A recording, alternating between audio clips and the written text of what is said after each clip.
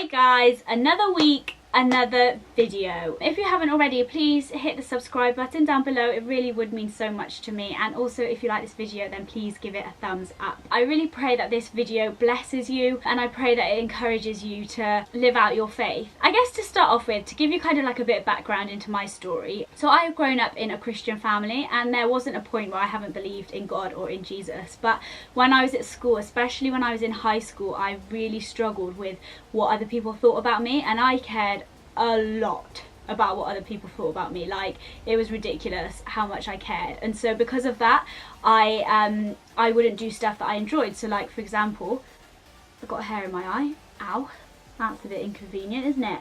It's like a little hair, and you know when they get tied around your eyelashes and you pull it out, and it's quite satisfying. But anyway, disturbing the video. Yeah, so when I was in school, I cared a lot about what other people thought about me, like to the point where when I was in high school, I used to have flute lessons in year 7, and I used to hate having to go up to the teacher to say, oh, I need to leave your lesson early for my flute class. And so it didn't last very long, and I actually ended up quitting, and I wish I hadn't, because that would have been like fun to be able to play an instrument.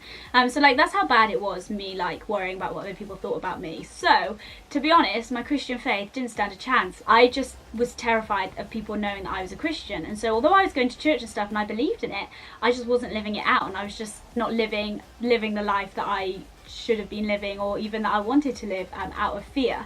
But when I was in my final year of 6th form, so my school, the 6th form was attached to the school, so I was in the same school for 7 years.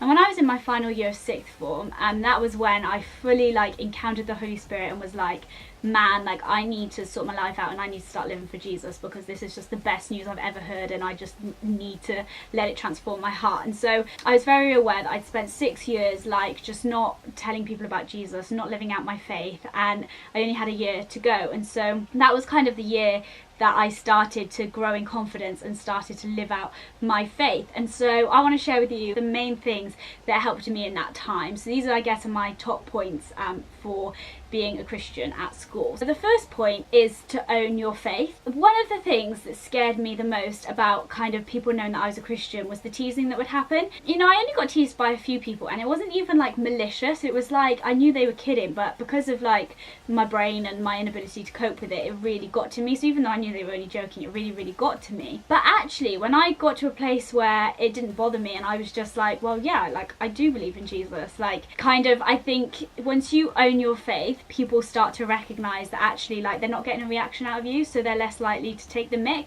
Now, I'm not saying that they're not going to take the mick whatsoever, but sometimes it could be that they're less likely to. And I actually remember a few years ago, I was out with a bunch of non-Christians, and I was leaving before everybody else, and one of the guys I was out with, he was like, oh, are you leaving because you're going home to pray? And I was like, well, yeah, I will be praying. Like, do you want me to pray for you? And I was just like, don't bother me. And he was like, oh, yeah. Anyway, so then I left, and then actually like a few weeks later, one of the girls who was with us, she was like, Meg, I actually really liked that you like it didn't bother you, like what he said. Like, he was trying to take the mick out of you, but you were just like, yeah, and what? And like kind of just like didn't care, and you kind of like owned it. And that was when I kind of realized, like, actually, like, if we are bold in our faith, if we own our faith, and if we show that we are not ashamed of what we believe in, then people are less likely to take the mick. And also, it's gonna help us, like, when people do take the mick, because we can be like, yeah, but I do believe it, so like, so what? Like, and like, what's your problem? And I think that can be the first step in really helping us to live out our faith, is just to own it and to not be ashamed of it, which actually leads me on to my second point, and that is finding our identity in Jesus. So for me, throughout a lot of my teenage years, I was placing my identity in what other people thought about me and what other people said about me, and that was one of the reasons why I really struggled to live out my faith. But actually, when I came to a point where I realized that that wasn't the right place to be finding my identity, but actually my identity comes from Jesus and who he says I am, then that helped me so much to be like, do you know what? These people may turn their backs on me, they may say stuff about me, but it doesn't matter, because I know that God has created me, and I know that God has a plan for my life. And I think that is the next step in being able to live out our faith, is to recognize our identity doesn't come from those people, but it comes from Jesus. And the Bible verse that helped me massively throughout my last year of school was Romans 8:31, where it says, if God is for us, who can be against us? And that whole Romans 8 thing that talks about being more than conquerors, and how nothing can separate us from the love of God, like nothing. And that for me was such an encouragement that actually, like, God is on our side. Like, when we are on God's side, we are on the winning side. And so what could these people do to me? The worst they could do is call me names, and maybe like my friends could reject me from their friendship group. Like, that's the worst that could happen.